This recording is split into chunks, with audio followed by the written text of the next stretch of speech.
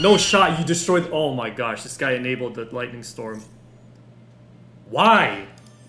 Just DPE it. Nice. Why would you ever do that? It doesn't do anything. That card does nothing.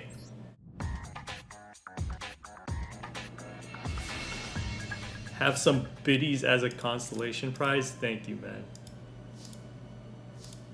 That helps the pain a bit. That eases the pain just a tad.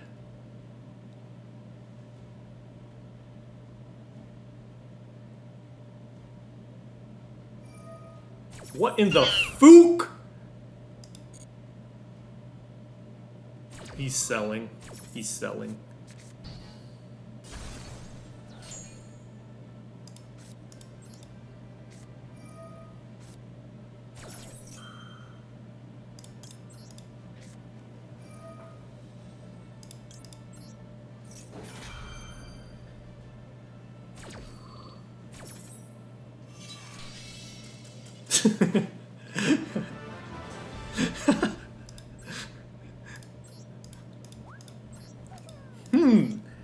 I have an Omni Negate that can interrupt a guy's entire combo if I just do it on their monster. I'm gonna use it on the Searcher! So Duelist Cup is gonna have a second stage later this month where it will be an actual ranked system where you can farm points. And I have faith in my favorite ladder climbing deck, Evil Twins, which I want to make clear, I didn't main this deck to climb the top rank every season just because I like waifus and I'm just hard coping. I actually think it's a solid deck. Now, how can I say this when it's never really been on tier lists like DK's tier list? Isn't that proof that it's just some low tier meme deck? But it's not. Anyone that has played Evil Twins knows that it's a pretty solid and consistent deck. The reason it isn't tiered on Master Duel tier lists and it was never really popular in TCG tournaments is because it's not as good in a best of 3 format with side deck as the current meta decks are. So of course it's not going to show up in tournament based tier lists. But again, anyone who's played it on Master Duel will know it's a beast for climbing the ladder. And the ladder is a whole different story because it's best of 1. Which is one of the reasons it's really popular on Master Duel ranked, despite not being popular in tournaments. And Duelist Cup Stage 2 is just best of 1 ladder, which is like ranked, it's not like tournaments. So here's a little in-depth on what exactly makes Evil Twins good and consistent for ladder situations and why I think it can climb steady in Stage 2. So in terms of going first, as you know, Yu-Gi-Oh! Has been a broken game for quite a while because you almost always want to go first given the opportunity, and when you go first, you usually win. And Evil Twins is no different. Now, I will admit though that Evil Twins doesn't necessarily have as much interruptions as the average meta deck that has longer combos and a higher interruption ceiling, but regardless, it still has enough interruptions to the point where it usually wins if it goes first. Now, where Evil Twins really shines is going second. Again, in a tournament best of 3, you have less opportunities to be shafted by coin flips as you get to choose to go first if you lose. But in a best of 1 ladder meta, you will always have to live and die by the coin flip. And Evil Twins are very good at salvaging when the coin flip doesn't go in your favor, because they're one of the few decks that have so much space to run multiple hand traps to the point where they can reliably stop the opponent from popping off when the opponent is going first. Now, this isn't some like crazy, you always will win when you go second. It's just, you can salvage more of those going second games. Now, almost every meta deck I feel plays like, yeah, it's hella free going first, but since there's less room for hand traps or going second cards like Droplet, you're really living or dying by the coin flip at this point. There's a huge difference between their going first and their going second. Like overall, Evil Twins will sack a little going first win rate, but trust me when I say it's one of the only decks that it doesn't prefer to go second, but it can actually give a damn when it does go second. Consistency also ties in with win rate a lot, and while Evil Twins is not 100% brick proof, it definitely is one of the less brickier decks out there. The ability to go 1-card combo is too good, especially since we have so many reliable ways to play through 1 or 2 interrupts, either by just crossing out or searching for an extender after a live twin gets ashed or veilered.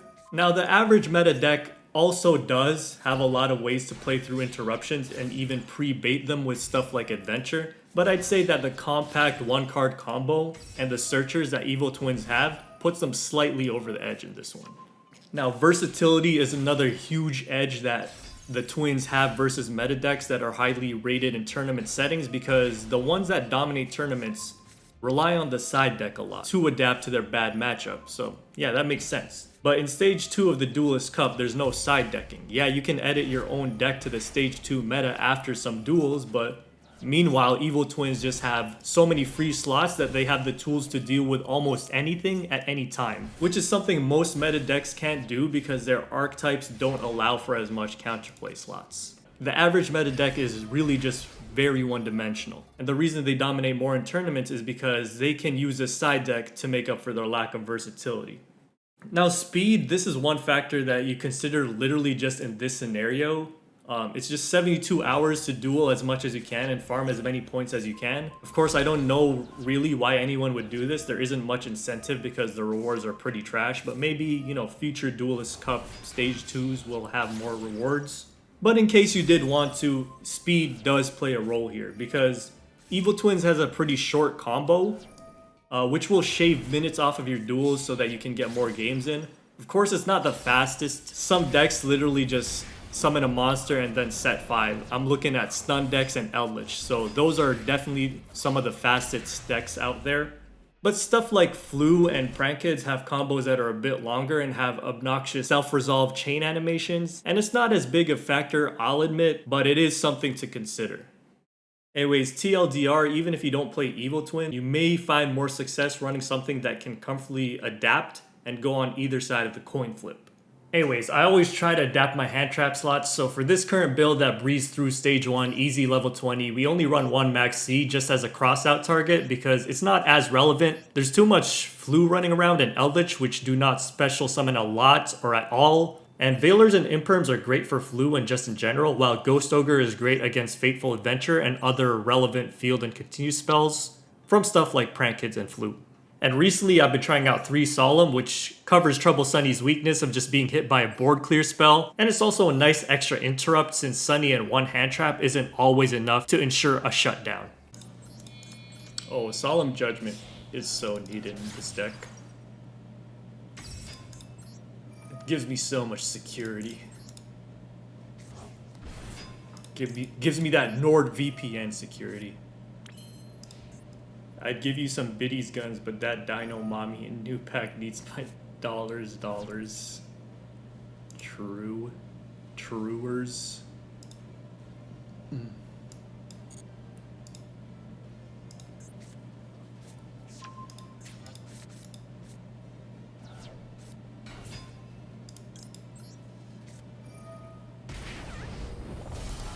Just Solemn to frickin' a Chi-Chi.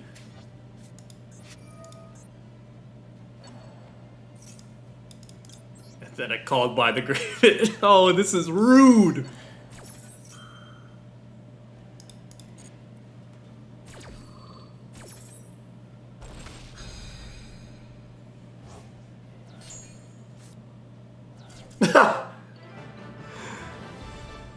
That's actually rude as hell.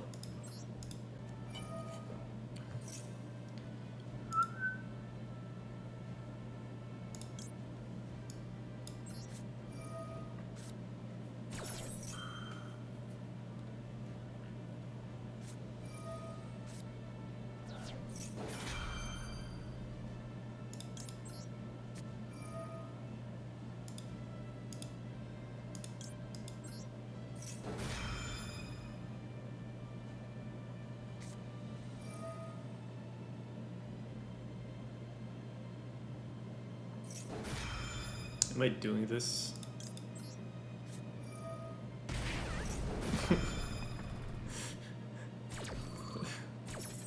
It's probably not worth it, but I'm just gonna do it. It's about sending a message.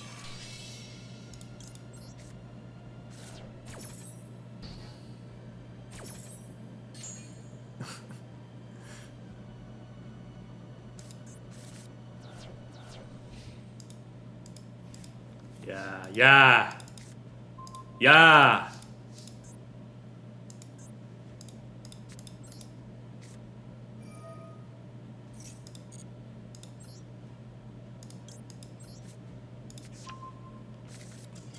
Yeah! It's my turn to tilt. Evil Twins is very underrated. And the reason is because you won't see them on tier lists, but tier lists are only for tournament. Live Twins is so good in a best of one setting. The other decks like overtake Live Twins because in a tournament setting, you can just side deck to cover your bases. But the reason Evil Twins is better in a best of one format is because you don't have to side deck anything. Put all the hand traps and counters in your deck. You just run all the counterplay, and that way, like, going first, going second, you have a more consistent win rate. Wow. It's very fun. That's very fun.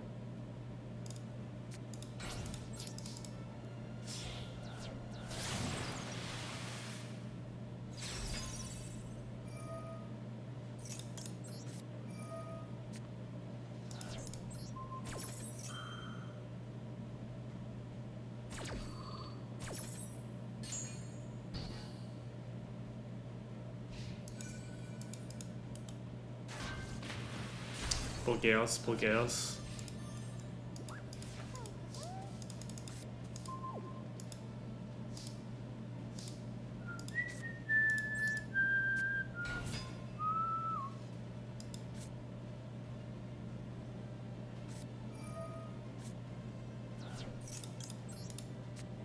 What a cock. These Maxx and mussies, man.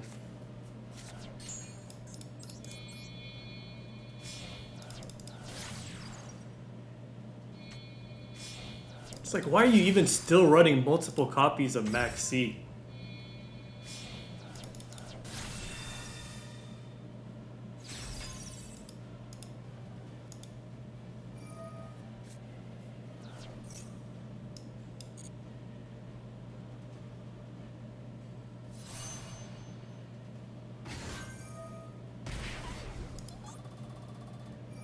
What in Fookville?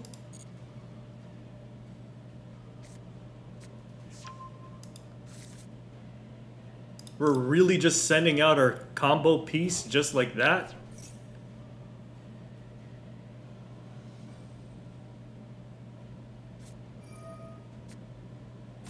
Sure.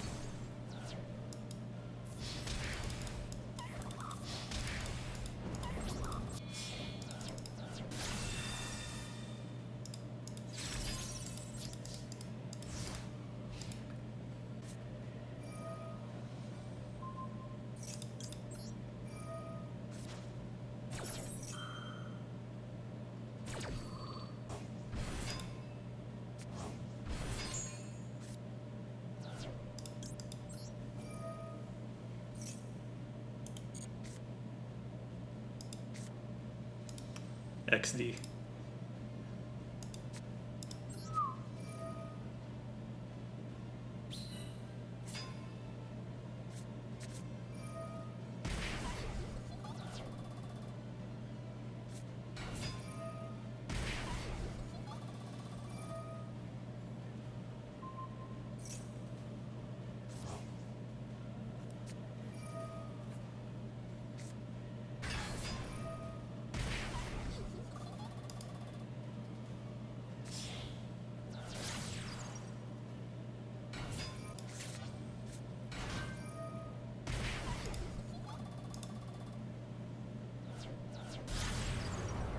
Oh boy.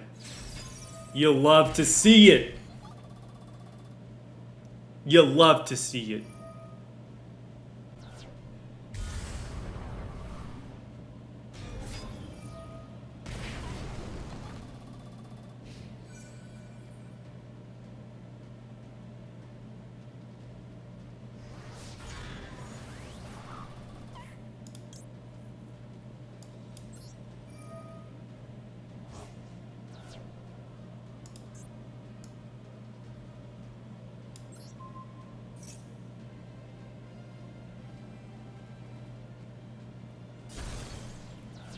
Live Twins in Duelist Cup.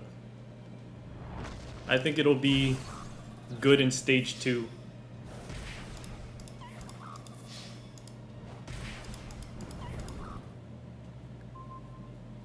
No shot, you destroyed. Oh my gosh, this guy enabled the lightning storm.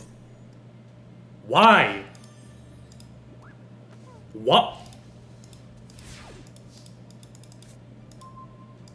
Oh, thanks, Nib.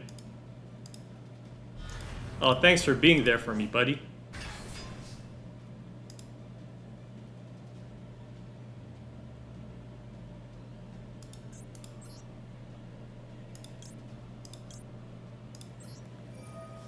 Why not stage 1 though?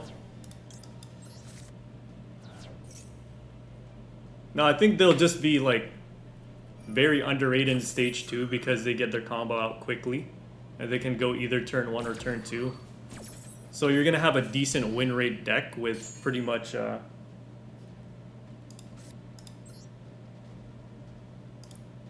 I'm gonna Lightning Storm. I have to. Even though I can just DPE it. And I should be able to attack for game.